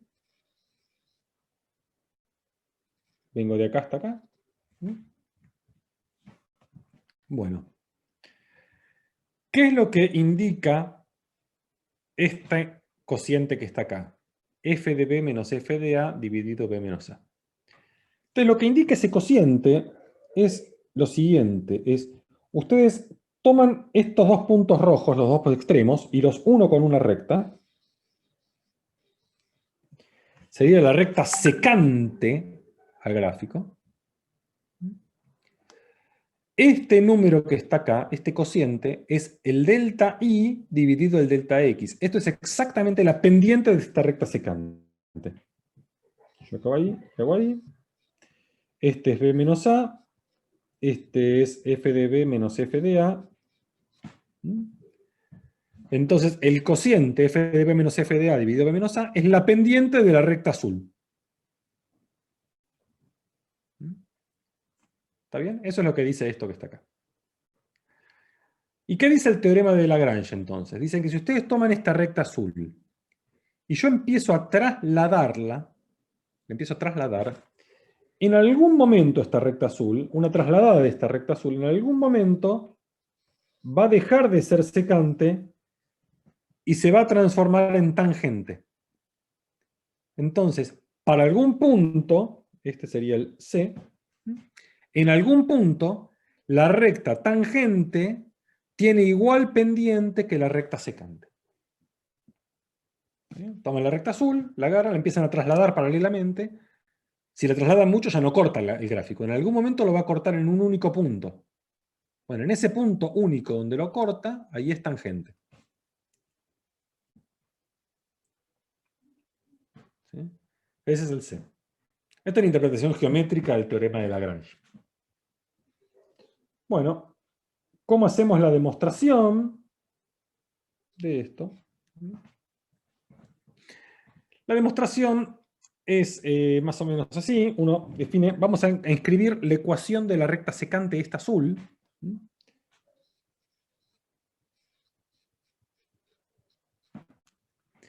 Le escribimos la ecuación de esta recta secante. ¿Esto qué es? Pendiente que tiene es f de b menos f de a dividido b menos a por, qué sé yo, x menos a más f de a. ¿Estamos de acuerdo que esto que escribí acá es la ecuación de la recta azul? Es claro para todos eso, ¿no? Tiene pendiente este cociente, el delta i sobre delta x, y cuando x es igual a a, pasa por f de a. O sea, en x igual a pasa por este punto. Tiene esta pendiente, es esta recta azul. Y ahora defino g de x que sea f de x menos l de x.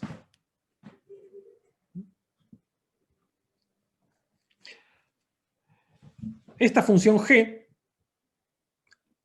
es, como es f menos una recta, Esta recta es una función que es derivable, es continua, es todo lo que yo quiero. Como f es continuo y derivable, y L es una recta, G también es continuo y derivable. Entonces, G va a estar definida del intervalo AB a valores en R, es continua y derivable en el abierto. Vamos a ver que esta función G cumple las hipótesis del teorema de Rolle.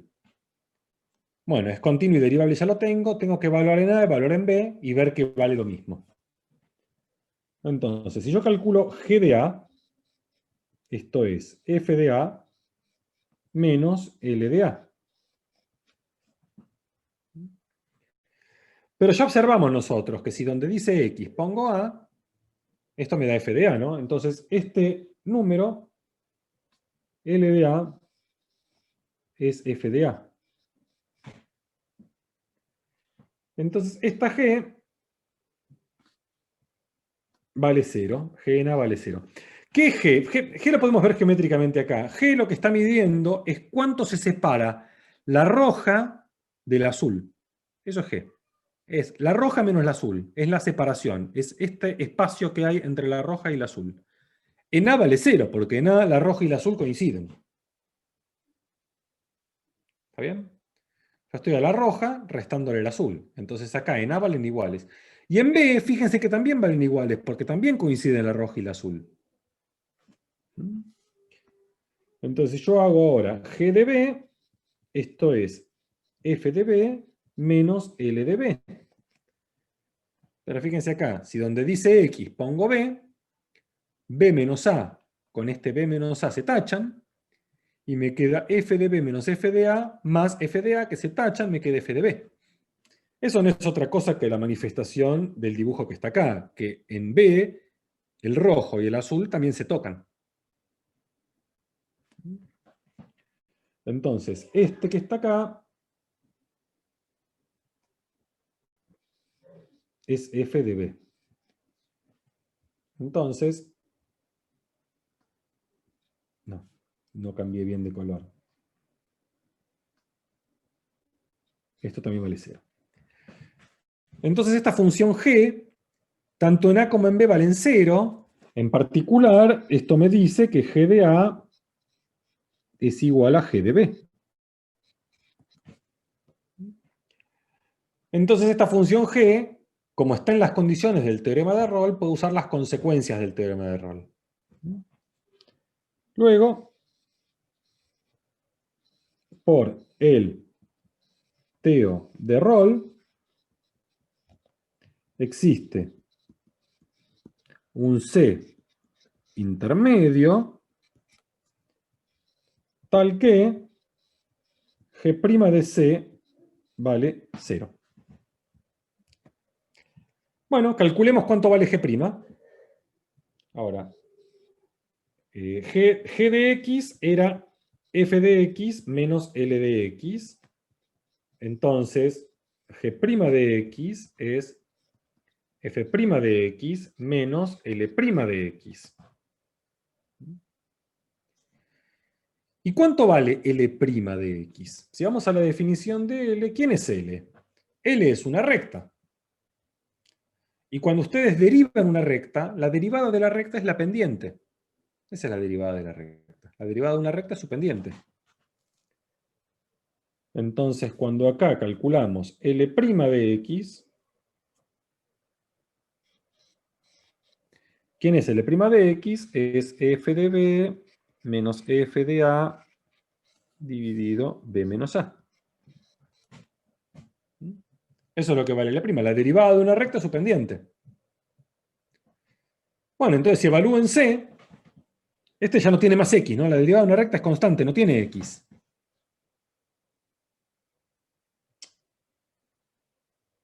Bueno, entonces 0 es igual a G' de C, que va a ser F' de C menos F de B menos F de A dividido B menos A. Y ahora ya está, es solo pasar este para el otro lado sumando y ya tengo el teorema de Lagrange.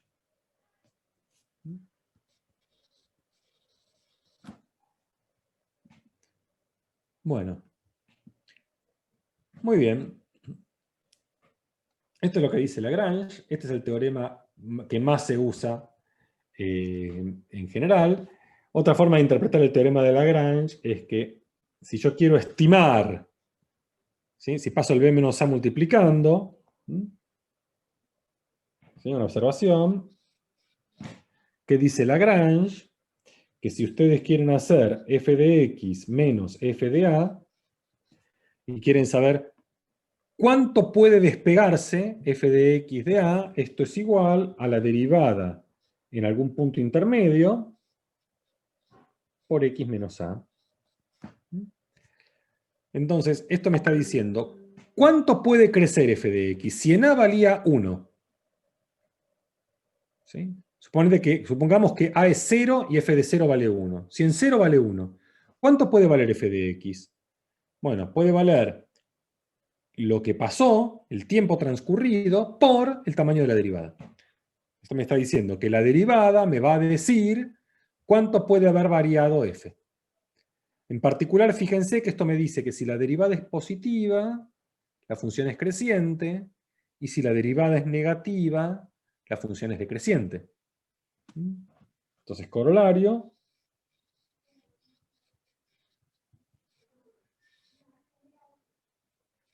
Si tenemos una función definida de AB en R, continua y derivable, tal que f' de x es mayor o igual a 0, para todo x en AB, entonces f es creciente. Demostración, lo que uno hace es, dice, bueno, tomo x e y, dos puntos en AB,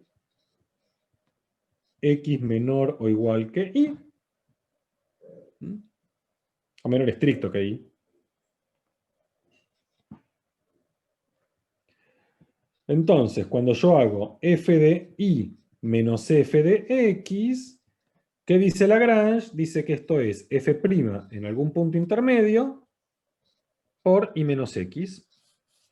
Y este punto intermedio, este rulito, es alguien que vive en el intervalo x, y.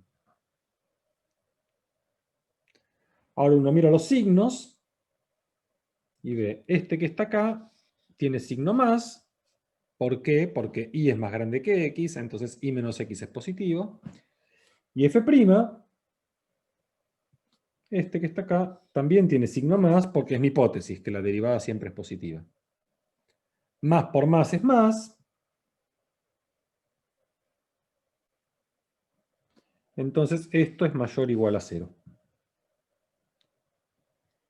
Entonces la conclusión es que f de y es mayor o igual que f de x. Es decir, cada vez que si y es más grande que x, f en y es más grande que f en x. Entonces f es creciente. Es una consecuencia del teorema de Lagrange. Por eso en el CBC uno estudia los signos de las derivadas para determinar los intervalos de monotonía.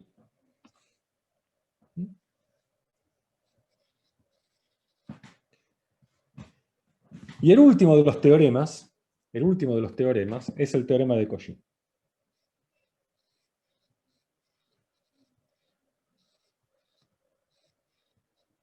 Antes, profe, ¿le Sí. paso una pregunta? Sí, claro. Yo tenía anotado, o sea, esto lo de que para f es creciente, si por ejemplo f' de x es igual a 0, ahí me decía de que f es constante. Pero me acuerdo que una vez hice un ejercicio, o sea, y justo, o sea, la función era una cuadrática, una parábola, pero justo en el intervalo era justo dos puntos que estaban a la misma altura. Entonces la función no es constante como tal. Entonces no sabía eso cómo No, la cosa es que interpretarlo. la función es constante si la derivada vale 0 siempre. Si la derivada vale 0 en un punto, no. Porque fíjate, esto es una observación muy importante. Otro corolario. que dice, supónganse que tenemos de vuelta una función definida en un intervalo AB a valores en R, continuo y derivable,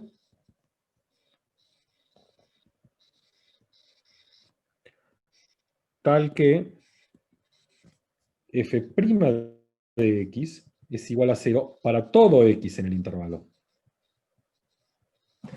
Esto es muy importante, no es que la derivada se anula en un punto, sino que la derivada se anula en todo el intervalo. Si la derivada se anula en todo el intervalo, entonces la función es constante.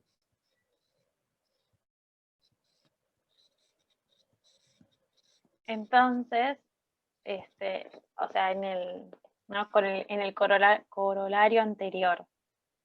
O sea, solamente puedo decir que f' de x o sea, si me da que solamente para algunos valores es igual a 0, como que no puedo No, decir la nada función va a ser del creciente. crecimiento de f. Sí, ahí la función va a ser creciente. Mira este ejemplo. Si vos tomás f de x igual x cubo. El gráfico de x cubo...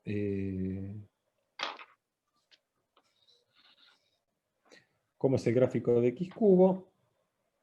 Es algo aproximadamente así, el gráfico de x cubo. Viene ahí, acá se pone así, y acá sigue ahí. Este es igual a x cubo. Esta función es creciente. ¿Está bien? Es una función, cuando yo voy con los x voy a la derecha, el y crece. Sin embargo, cuando yo calculo la derivada, esto me da 3x al cuadrado, que obviamente es mayor o igual a 0, porque x al cuadrado es algo que siempre es positivo. Sin embargo, en 0, la derivada se anula. Eso no quiere decir que la función ahí sea constante. La función siempre crece. Se anula la derivada en un punto. Que la derivada en 0 sea 0, lo que está diciendo es que la recta tangente en 0 es horizontal, nada más. Pero la función, ¿por qué pasa eso? Porque la función como que se aplasta contra el eje x, y después se aplasta, pero sigue, pero siempre crece la función.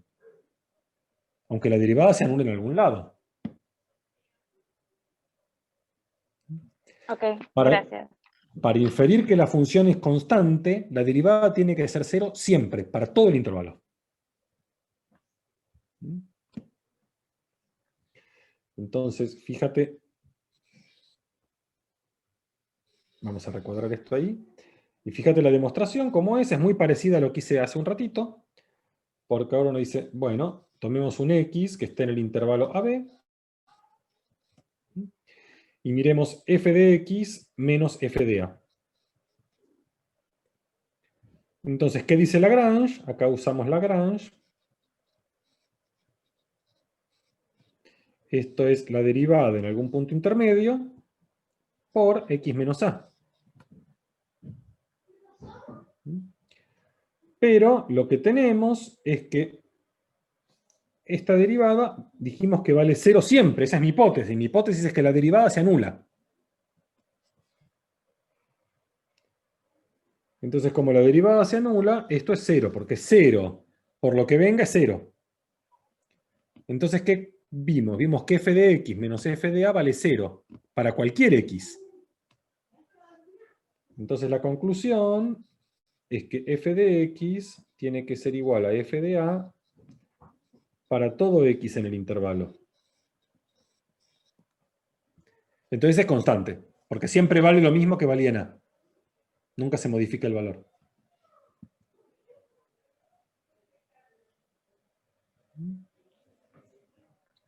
Este teorema es muy importante después para integración. Por ejemplo, este es el motivo por el cual cuando ustedes quieren calcular todas las primitivas de una función dada, encuentran una y después dicen más c.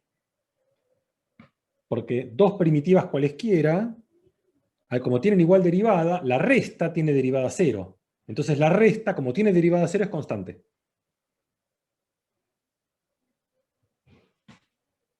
¿Está bien? Ese es el motivo fundamental, la importancia primaria de este corolario. Y ahora sí vamos al último de los teoremas. Profe, una duda antes, por favor, Sí. que me quedó. En la Sí. anterior demostración, ¿por qué f en el punto intermedio era positivo? Cuando decíamos que f era creciente y demostramos Porque eso. era parte de mi hipótesis. Ahí, La es hipótesis es que azul. si la derivada es Ah, ok, ok, positiva, ok. ¿sí? Si la derivada es positiva, la función sí. crece. Eso es lo que decía este corolario. Por hipótesis. Por hipótesis, claro, claro. Si la derivada es positiva, la función crece.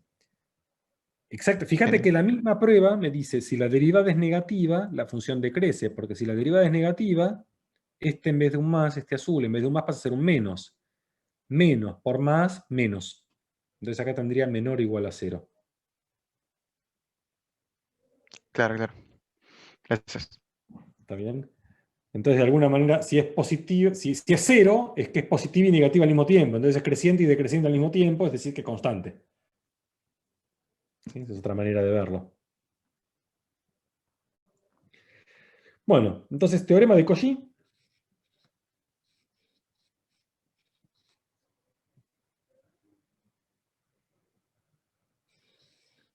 Teorema de Cauchy es una especie de generalización de Lagrange. Y dice lo siguiente, dice, bueno, ahora tenemos dos funciones, f y g, definidas en un intervalo AB, a valores en R. Y lo que vamos a suponer de la función g, ahora se va a entender bien por qué, es que g de A no es g de B. Ahora se va a entender por qué esta hipótesis. Y f y g son continuas y derivables en el abierto AB. Entonces, ¿qué dice el teorema de Lagrange? Dice que entonces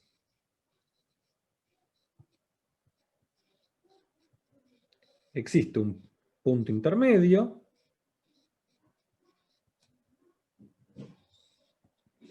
tal que si yo hago f de B menos f de A y esto lo divido por g de B menos g de A, esto vale la derivada de f en ese punto intermedio dividido la derivada de g en ese punto intermedio. ¿Está bien? Esto es lo que dice el teorema de Cauchy. Acá se ve por qué g de A y g de B no pueden ser iguales, porque si no esto no tiene sentido. Estoy dividiendo por 0 y no tiene sentido esto. Pero si tenemos esta condición, cuando yo hago este cociente de incrementos, pero no es el cociente incremental porque estoy haciendo el cociente de f, el incremento de f dividido el incremento de g. Y lo que digo es que este cociente de estos incrementos de f con g es igual al valor de la derivada de f en c dividido la derivada de g en c. No es la derivada del cociente, no es la derivada de f dividido g, sino es la derivada de f dividido la derivada de g. ¿Qué es lo que uno hace cuando hace el L'Hopital? ¿Sí? Vamos a ver. Hoy creo que no, porque ya estamos bastante tarde con la hora. Pero por ahí hago otra clase extra si les interesa para que veamos los corolarios del teorema de Cauchy, que es L'Hopital y Taylor. Entonces, esto es lo que dice el teorema de Cauchy. Fíjense una observación importante que es, ahora hacemos la demostración, pero una observación es que si g de x es x, si tomo esta función g de x igual x, g de b vale b, g de a vale a. Y g', ¿cuánto vale la derivada? En este caso es 1. Entonces, si usan esta g particular, acá tendrían f de b menos f de a dividido b menos a igual a f' de c. Es decir, exactamente el teorema de Lagrange. Entonces, en este caso, en el caso en que g de x sea la función identidad, Cauchy es Lagrange.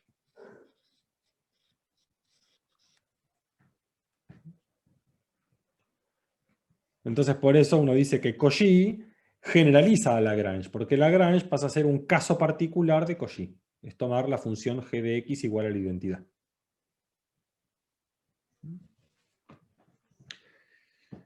Y la demostración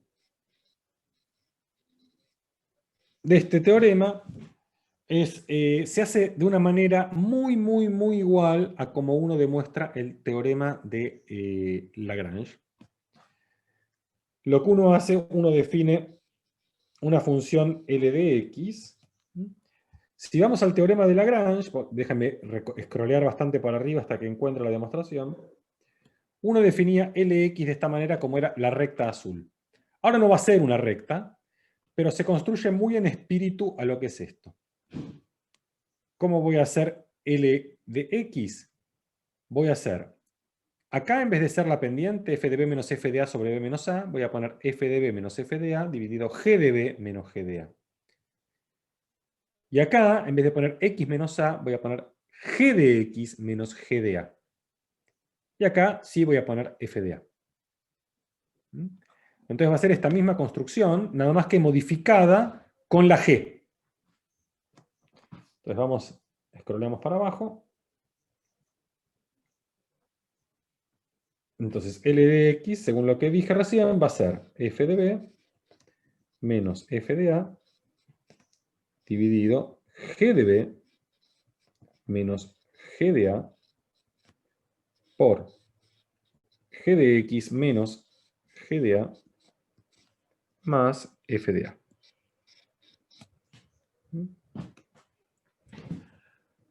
Bueno, una vez que uno hizo esto, ahora la demostración va a ser exactamente igual que la demostración del teorema de Lagrange.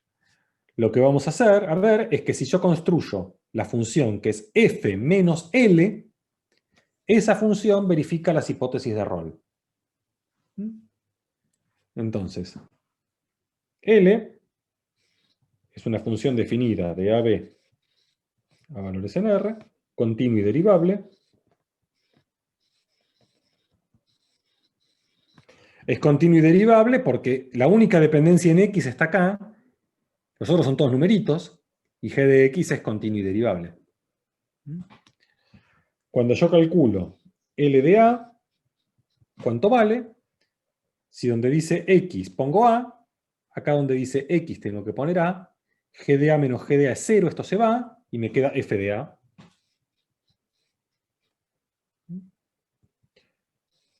¿Qué pasa si calculo L de B? Acá donde dice X pongo B, g de B menos g de A con este g de B menos g de A se cancelan, y me queda f de B menos f de A más f de A, que se cancelan los f de A y me queda f de B.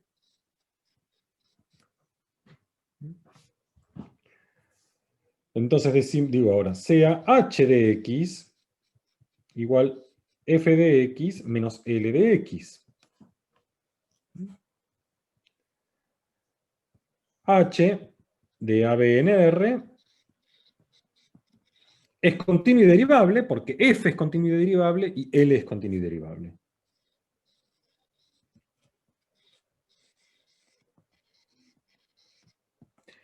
Y por otro lado, si yo calculo h de A, es f de A menos L de A, que es 0, porque ya vimos que L de A era f de A.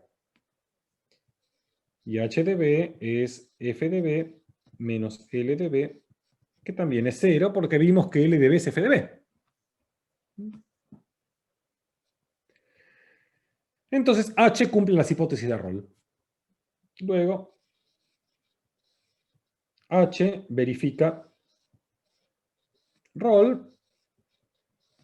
Entonces, existe un C intermedio tal que H' de C es igual a 0. Bueno, acá tengo mi ecuación, entonces lo que tengo que ver es que esto es exactamente lo que dice Cauchy. Entonces calculemos H' de X, esto es F' de X menos L' de X. ¿Y cuánto vale L' de X? Vamos a mi definición de L. Cuando yo derive esto, tengo una parte que es la parte de f de a que va a ser 0. Si yo distribuyo este, hay una parte que son todos números, que es este es un número por este es un número, eso se va, es 0. Y me queda este número por la derivada de g. Entonces esto es lo mismo que tener f' de x menos f de b menos f de a dividido G de B menos G de A por G' de X. Ahora, ¿qué tengo que hacer? Donde dice X, pongo C, e igual a 0. Entonces me quedó que 0 es igual a H' de C, que es igual a F' de C menos F de B menos F de A dividido G de B menos G de A por G' de C. Bueno, de acá despejo, ¿no? Este que está restando pasa para el otro lado sumando, y el G de C que está multiplicando lo paso dividiendo. Esto es exactamente lo que dice Cauchy. Bueno, se hizo bastante largo, entonces vamos a terminar ahora, y eventualmente, si hay interés, hacemos una clase extra adicional que va a ser bastante más cortita, donde lo que vemos es cómo Cauchy me permite demostrar la regla del L'Hopital y permite estudiar el error de aproximación en el polinomio de Taylor. Bueno, entonces voy a dejar de grabar, detener la grabación. Ahí está. Bueno, ahí hemos terminado. Por hoy se hizo más largo de lo que yo pensaba. Espero que les haya sido útil, que se haya entendido. Obviamente que pueden preguntar todo. Yo después les mando las notas estas, y el videito apenas pueda lo subo y les mando el link al video apenas esté subido. Sí, se alargó porque charlamos bastante. Sí. Sí, no sé cuánto duró todo el final del video. Después lo miro. Pero yo me di cuenta que estaba cansado de hablar. Más o menos llegué a mi borde. No, aparte tuve un Zoom de 2 horas y media antes de esto. Y eso también me dejó bastante filtrado. Aparte, Sí. profe, arranca el partidito y hay que descansar un poquito. Y ahora en un rato juega River. Claro. Por eso hay que hacer un poco de catarsis, sentarse Sí. después. Igual hoy es tranqui, con el suplente de Banfield. No pasa nada. En el peor de los casos perdemos 1-0. No pasa nada. Mientras no nos pase lo de Racing, ¿no? Eh, ¿Qué le pasó a Racing? Yo en teoría soy de Racing. Perdió 4-1 con los suplentes Atlético Tucumán. De local. Y bueno, pero Racing siendo Racing. Así que bueno. Bueno, chicos. Muchas gracias, profe. Por la onda. Nos vemos Muchas el gracias, jueves. profe. Te reentendido, gracias. Muchas Hasta gracias. jueves. El hasta jueves. después. El jueves, chao. Gracias, profesor.